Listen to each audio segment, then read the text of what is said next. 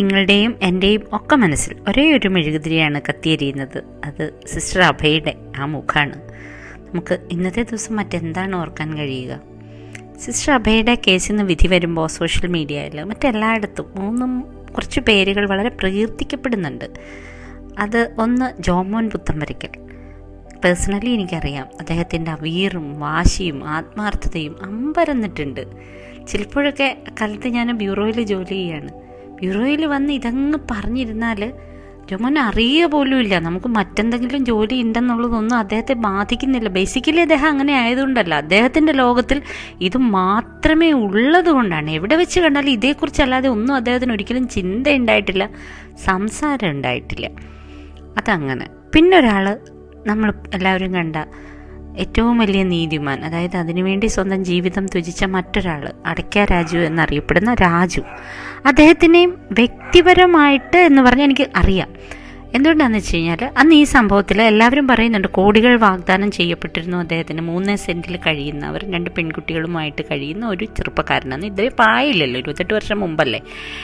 കിട്ടാവുന്നതിൽ ഏറ്റവും നല്ല ഓഫർ കിട്ടിയിട്ടും ഇല്ല, ഞാൻ മാറ്റി പറയില്ല എന്ന് പറഞ്ഞ് ഉറച്ചു നിന്ന ഒരാൾ. അതിന് അദ്ദേഹത്തിന് മറ്റൊരു പ്രതിഫലം കിട്ടിയിരുന്നു. എന്താണെന്നോ, സ്വന്തം പേരിൽ 40ഓളം മോഷണ കേസുകൾ. രേഖ തിരഞ്ഞു പോയാൽ കാണാം. അപ്പോൾ ഇത്രയും വലിയ മോഷ്ടാവിന് പക്ഷേ സ്വന്തമായിട്ടൊരു വക്കീലിനെ വെക്കാൻ പോലും പണം ഉണ്ടായിരുന്നില്ല കയ്യിൽ. അപ്പോൾ ഇദ്ദേഹത്തിന് ലീഗൽ എയ്ഡ് അതോറിറ്റിയിൽ നിന്ന് ഫ്രീ ആയിട്ടുള്ള യുവ അഭിഭാഷകനാണ് ചെന്നത്. അപ്പോൾ അദ്ദേഹം ചോദിച്ചു, ഇതെങ്ങനെയാണ് ഇത്രയധികം കേസ് പെട്ടെന്ന് ബോംബ് പൊട്ടുന്നത് പോലെ പെട്ടെന്ന് ഇതെല്ലാം കൂടെ വന്ന്? പിന്നെ സാറേ, അത് അങ്ങനെയല്ല, ഇങ്ങനെ ഒരു സംഭവമുണ്ട്. ഈ അഭയ കേസിൽ ഞാൻ സാക്ഷിയായിട്ടുണ്ട്. അപ്പോൾ അതുകൊണ്ട് അവർ പറഞ്ഞു, സാക്ഷിയല്ല, ആദ്യം അവിടെ ചെന്നതിൽ എന്നെ തെരഞ്ഞു പിടിച്ച് വഴി കരുതാന്ന്, എൻ്റെ പ്രസൻസ് അവിടെ ഉണ്ടെന്ന് പറഞ്ഞിട്ട്. അപ്പോൾ വളരെയധികം എൻ്റെ മേത്ത് പ്രഷർ ഉണ്ടായിരുന്നു. അതങ്ങ് അത് ഏറ്റെടുക്കുകയാണെങ്കിൽ എല്ലാം ഞങ്ങൾ നോക്കിക്കോളാം എന്ന് പറഞ്ഞു. പക്ഷേ ഞാനത് ഏറ്റെടുത്തില്ല. ഏറ്റെടുക്കാതിരുന്നപ്പോൾ തന്നെ പറഞ്ഞു ഇതിൻ്റെ അനുഭവിക്കുമെന്ന്. അതിൻ്റെയാണ് ഇപ്പോൾ ഈ അനുഭവിക്കുന്നതെന്ന്. പക്ഷേ അവിടെയും ദൈവം നീതിമാനായിരുന്നു. കാരണം ആ കേസിൽ ഒന്നുപോലും തെളിയിക്കാൻ പോലീസിന് കഴിഞ്ഞില്ല. പെട്ടെന്നൊരാവേശത്തിന് വെച്ച് കിട്ടിയ കേസല്ലേ, അത് നീതിയുടെ മുമ്പിൽ നിലനിൽക്കുമായിരുന്നില്ല. ആ കേസുകളെല്ലാം തള്ളിപ്പോവുകയും അങ്ങനെയാണ് അദ്ദേഹം പിന്നെയും പുറത്ത് വരികയും ചെയ്തത്. പിന്നൊരാൾ, അത് എനിക്കും അഭിമാനമുണ്ട്. കാരണം എപ്പോഴും എവിടെ നിന്നാണ് തുടക്കം എന്ന് പറഞ്ഞാൽ മംഗളം ദിനപത്രത്തിലാണെന്ന് ഇന്നും എന്ന വാക്കൊന്നും കൂടെ അടിയറയിട്ട് പറയട്ടെ, അഭിമാനത്തോടെ പറയുന്ന കുറേ ആൾക്കാരിൽ ഒരാളാണ് ഞാനും. അപ്പോൾ അതിനെക്കുറിച്ച് ഇന്ന് ഞങ്ങളുടെ അന്നത്തെ പ്രിയപ്പെട്ട സഹപ്രവർത്തനം, ഇപ്പോൾ കൗമുദി ഗ്രൂപ്പിൻ്റെ വളരെ തലപ്പത്തുള്ള ആളുമായ VS രാജേഷ് ഫേസ്ബുക്കിലൊരു കുറിപ്പ് എഴുതിയിട്ടുണ്ട്. അതാണ് ഏറ്റവും അഭിമാനകരമായിട്ട് എനിക്കിന്ന് വായിക്കാനുള്ളത്. അത് ഇങ്ങനെയാണ്: 1992 മാർച്ച് 27 മംഗളം ദിനപത്ര ഓഫീസിലെ ന്യൂസ് റൂം. രാവിലെ 10 മണി കഴിഞ്ഞു. പത്രത്തിൻ്റെ chief news editor R. Gopikrishnan, desk chief Sharly Benjamin, പിന്നെ ഇതെഴുതുന്നില്ല, അത് VS രാജേഷ് അവിടെ ഉണ്ടായിരുന്നു. ഫോൺ വന്നു, അത് രാജേഷ് എടുത്തു. മറുതലയ്ക്കൽ കോട്ടയം മംഗളം ബ്യൂറോ ചീഫായിരുന്ന ചെറിയാൻ സഖറിയ പയസ്റ്റൺ കോൺവെൻറ്റിലെ കിണറ്റിൽ ഒരു കന്യാസ്ത്രീയുടെ മൃതദേഹം കണ്ടെത്തി. ചില സംശയങ്ങളൊക്കെയുണ്ട്, വിശദമായി കവർ ചെയ്തേണ്ടതുണ്ടോ? കാരണം മംഗളത്തിൻ്റെ മാനേജ്മെൻറ്റ് വളരെ ദൈവവിശ്വാസിയും കാത്തലിക് അതിൻ്റെ ഭയങ്കരമായിട്ട് നിൽക്കുന്ന MC വർഗീസ് എന്ന് പറഞ്ഞ മഹാ വ്യക്തിത്വമാണ്.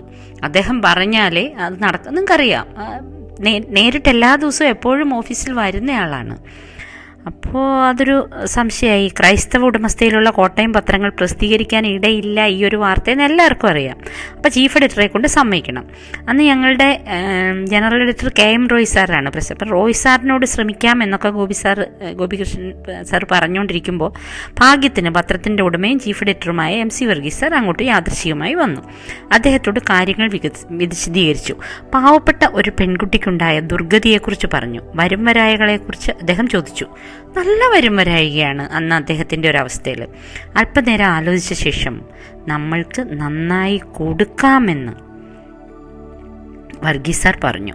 വർഗീസ് സാർ സമ്മതം മൂളിയതോടെ കോട്ടയം ബ്യൂറോ ചീഫ് ചെറിയാൻ സക്കറിയോട് വിശദാംശങ്ങൾ തിരക്കാൻ പറഞ്ഞിട്ട് ഞാനും ഫോട്ടോഗ്രാഫർ, ഞാനെന്ന് പറഞ്ഞാൽ VS രാജേഷ് കേട്ടോ, ഞാനല്ല, സാജു നടക്കലുമായി അരിക്കരയിലേക്ക് പോയി. അവിടെ ചെന്നപ്പോൾ അഭയുടെ അമ്മൂമ്മ മാത്രമേ ഉള്ളൂ. അങ്ങനെ ആ കഥ നിങ്ങൾ VS രാജേഷിൻ്റെ ഫേസ്ബുക്ക് പോസ്റ്റിലുണ്ട്, കുറേ പേര് ഷെയർ ചെയ്തിട്ടുണ്ട്, വായിക്കാൻ വേണമെങ്കിൽ. എന്തായാലും അത് 6 കോളത്തിൽ ഏറ്റവും വാർത്തയായി കൊടുത്തത് മംഗളം ദിനപത്രമായിരുന്നു. കോട്ടയം പത്രങ്ങളിൽ ചരമപേജിലായിരുന്നു വാർത്ത. അഭയുടെ മരണം ആദ്യം ചർച്ചാവിഷയമാകുന്നത് ആ വാർത്തയിലൂടെയായിരുന്നു.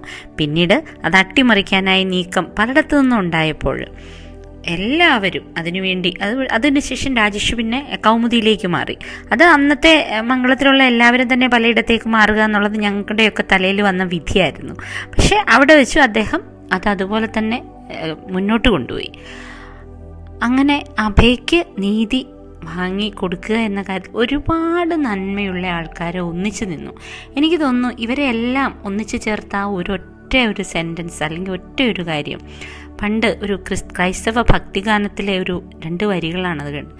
ലോകം മുഴുവനും നേടിയാൽ എന്ത്, നിൻ ആത്മാവ് നാശത്തിൽ ആണ്ടുപോയാൽ പാപം കുഞ്ഞേ നീ ചെയ്യരുത്, ദൈവകോപം നിന്റെ മേൽ ആഞ്ഞടിക്കും. നീതിക്ക് വേണ്ടി നിലനിൽക്കുന്ന ഓരോരുത്തരെയും ഒന്നിച്ചു ചേർക്കുന്ന അദൃശ്യമായ ചരട് പാപം ചെയ്യരുത് എന്നുള്ള ആ കാഴ്ചപ്പാടാണ്.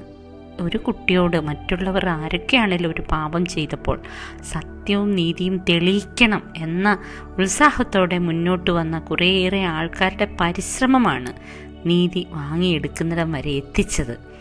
അവർക്കെല്ലാവർക്കും അഭിനന്ദനങ്ങൾ. ശുഭരാത്രി.